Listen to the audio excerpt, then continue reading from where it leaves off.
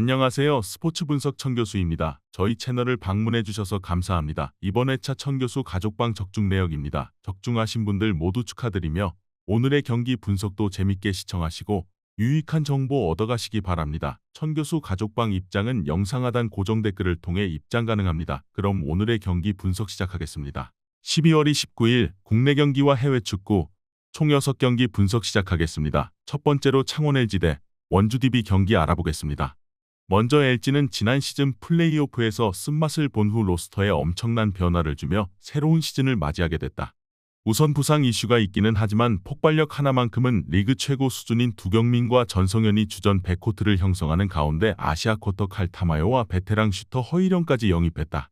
여기에 아셈 마레이와 데릴 멀로의 외국 선수 라인도 탄탄하고 유기상과 양준석 등 어린 선수들도 잠재력이 풍부해서 군입대로 자리를 비운 양홍석의 공백을 잘 메울 수 있을 것 같다. 이어서 DB는 지난 시즌 팀의 주축으로 활약했던 디드릭 로슨이 떠난 자리에 치나노 오누아쿠가 복귀하면서 김종규, 강상재와 함께 트리플 포스트를 다시 세우게 됐다. 여기에 리그 최고의 볼 핸들러인 아시아 쿼터 이선 알바노 옆에 베테랑 이관희가 합류했고 박인웅과 서민수 등이 버티는 벤치에 새로 합류한 박봉진과 김실애, 지난 시즌 정관장에서 1옵션으로 뛰었던 로버트 카터까지 합류하면서 빈틈없는 로테이션을 완성했다. 창원 LG는 주전 가드인 두경민의 몸 상태가 정상이 아니지만 마레이가 부상에서 돌아온 이후 특유의 탄탄한 수비력이 다시 위력을 발휘하기 시작했다. 원주 DB는 알바노와 오누아쿠의 경기력이 시즌 초반에 비해 많이 올라와 있는 상태지만 김종규와 이관희가 부상으로 빠져있는 상황에서 강상재까지 다치는 악재가 터져 국내 선수 라인의 경쟁력이 너무 떨어져 있다. 이번 경기 창원 LG 승을 추천합니다. 핸디 언어버 및 최종 조합은 고정 댓글 링크를 통해 가족방에서 확인해주세요. 두 번째로 울산 모비스 대 고양 선호 경기 알아보겠습니다. 먼저 현대모비스는 플레이오프 진출에는 매번 성공하지만 확실한 강팀이라고 불리기에는 무리가 있는 중위권 전력의 팀으로 박무빈과 옥존, 서명진 등이 버티는 핸들러 라인에 한호빈이 합류했지만 이우석과 김국찬이 버티는 윙라인의 휴식 시간을 잘 확보해야 하고 장재석과 함지훈, 김준일 등으로 구성된 빅맨 라인이 일본에 갔다가 돌아온 숄롱과 지난 시즌 팀의 1옵션 외국 선수였던 게이지 프림을 확실히 보좌할 수 있어야 좋은 성적을 거둘 수 있을 것 같다.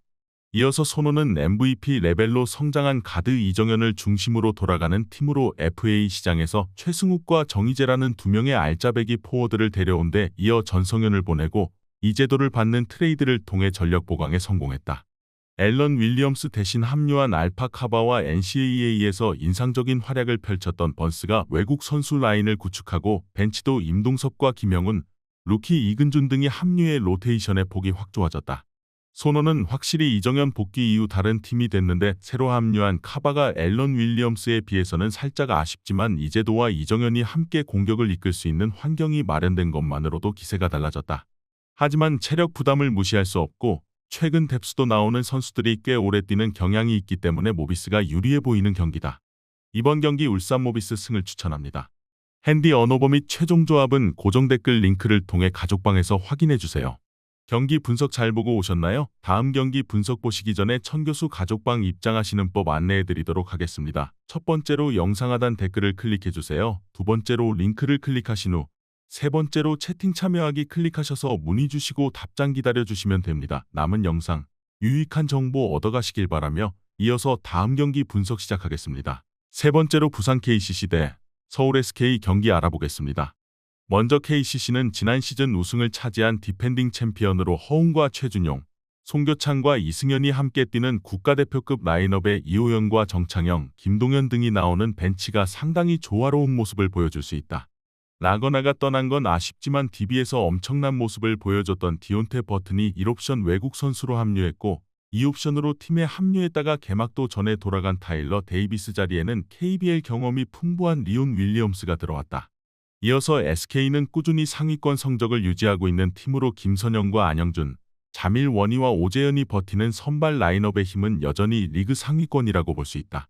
여기에 최부경이 잔류했고 삼성에서 1옵션으로 뛰었던 아이제아 힉스가 2옵션으로 팀에 합류하면서 골밑 경쟁력은 오세근이 부상 회복 후 컨디션이 안 올라온다고 하더라도 위력적인 편이다. 슈터인 허일영의 빈자리를 메우는 게 중요할 것 같다. SK는 벤치의 존재감이 많이 아쉽고 팀에서 내세울 수 있는 슈터가 없기 때문에 외곽 공격도 상수라고 보기는 어렵지만 원희와 김선영, 안영준과 오재현이 버티는 핵심 라인업의 공수 밸런스는 여전히 좋다. 두 팀 다 최근 흐름이 들쑥날쑥하기는 하나 팀 자체가 가지고 있는 고점을 생각했을 때 KCC의 승리 확률을 조금 더 높게 보겠다. 이번 경기 부산 KCC 승을 추천합니다. 핸디 언어버 및 최종 조합은 고정 댓글 링크를 통해 가족방에서 확인해주세요. 네 번째로 대한항공 대 KB손해보험 경기 알아보겠습니다. 먼저 대한항공은 리그 2위를 달리고 있다. 그러나 주중 경기에서 1위 팀인 현케의 한 세트도 따내지 못하며 완패했다. 공격 성공률에서 뒤진 것은 물론이고 블로킹 득점이 3대 10이었기에 셔사웃 패배가 당연했다. 막심이 현케의 높은 블로킹 벽에 고전하는 모습이었고 정지석의 존재감도 다소 미비했다. 그로 인해 3위권 팀들에게 추격을 허용했고 이 경기에서 승리가 간절하다. 이어서 KB는 목요일 홈 경기에서 우리카드를 제압했다. 한 세트를 내주긴 했지만 시즌 내내 순위 경쟁을 해야 하는 팀 상대로 승점 3점을 따냈고 이제 멀어 보이던 2위 대한항공 추격을 노린다. 1라운드를 압도적인 최하위로 마치며 시즌에 대한 불안감이 컸지만 황태기와 나경복의 합류, 스테이플스의 컨디션 회복 등으로 인해 다크호스로 떠올랐다. 대한항공은 막심이 이 경기까지 나오고 다음 경기부터는 요스바니와 막심 중 한 명을 선택해야 한다. 때문에 만족하는 한국 생활 연장을 위해 막심이 집중하겠지만 최근 타점이 떨어진 점이 걸린다. 비에나가 전위와 후위를 가리지 않고 높은 공격 성공률로 상대 수비 코트를 폭격 중이고 나경복과 황경민이 뒤를 확실하게 지원할 KB가 충분히 할 만한 경기다. 이번 경기 KB손해보험 승을 추천합니다. 핸디 언어버 및 최종 조합은 고정 댓글 링크를 통해 가족방에서 확인해주세요. 경기 분석 잘 보고 오셨나요? 다음 경기 분석 보시기 전에 천교수 가족방 입장하시는 법 안내해드리도록 하겠습니다. 첫 번째로 영상 하단 댓글을 클릭해주세요. 두 번째로 링크를 클릭하신 후 세 번째로 채팅 참여하기 클릭하셔서 문의 주시고 답장 기다려주시면 됩니다. 남은 영상 유익한 정보 얻어가시길 바라며 이어서 다음 경기 분석 시작하겠습니다. 다섯 번째로 페퍼저축은행 대 현대건설 경기 알아보겠습니다. 먼저 페퍼저축은행은 두 시즌 여자부 최하위에 머무른 팀으로 지난 시즌 개막전과 마찬가지로 분위기 쇄신을 위해 만반의 준비를 마쳤다. 지난 시즌부터 페퍼 소속으로 뛰고 있는 박정아가 중심을 잡아주는 가운데 이예림과 임주훈, 이원정이 팀에 새로 합류하면서 안정감을 끌어올렸다. 여기에 외국 선수를 자비치에서 프리카노로 교체하는 과감하고 빠른 결단을 내렸다. 이어서 현대건설은 지난 시즌 여자부 우승을 차지한 팀으로 큰 전력 변화 없이 올 시즌을 맞이해 이번에도 좋은 성적을 거둘 확률이 높다. 모마와 정지훈, 위파위 등이 히터로 팀을 이끄는 가운데 양효진과 김연견, 김다인 등 주축 선수들이 모두 건재하고 백업도 황현주와 고예림, 나연수 등이 나올 수 있어 뎁스도 좋다. 페퍼는 외국 선수 교체 이후 분명 경기력이 많이 좋아졌다. 강팀을 상대로 승리를 거둔 경기가 많지는 않지만 그래도 접전 승부를 연출하는 힘은 훨씬 좋아졌다. 하지만 이변을 기대하기에는 현대건설이 너무 밸런스가 잘 잡혀있는 팀이라는 게 문제다. 지금 현대건설보다 좋은 전력을 가지고 있는 팀은 없다고 봐야 하기 때문에 현대건설이 이길 것으로 보인다. 이번 경기 현대건설 승을 추천합니다. 핸디 언어버 및 최종 조합은 고정 댓글 링크를 통해 가족방에서 확인해주세요. 마지막으로 나폴리 대 베네치아 경기 알아보겠습니다. 먼저 나폴리는 최근 5경기에서 3승 2패를 기록하며 전반적으로 강팀다운 면모를 보여줬다. 라치오와의 2경기를 제외하면 우디네세와 제노아를 상대로 좋은 경기력을 보이며 원정에서도 경쟁력을 입증했다. 크바라츠헬리아는 최근 득점과 도움을 기록하며 팀 공격의 핵심으로 자리 잡았고 루카쿠는 제공권과 피지컬 싸움에서 강점을 발휘하고 있다. 맥토미니의 합류는 중원에서의 압박과 중거리 옵션을 제공하며 폴리타노와 올리베라의 측면 전개는 주요 공격 루트로 활용되고 있다. 다만 후방 빌드업에서 실수가 잦아 수비 안정성은 다소 의문이다.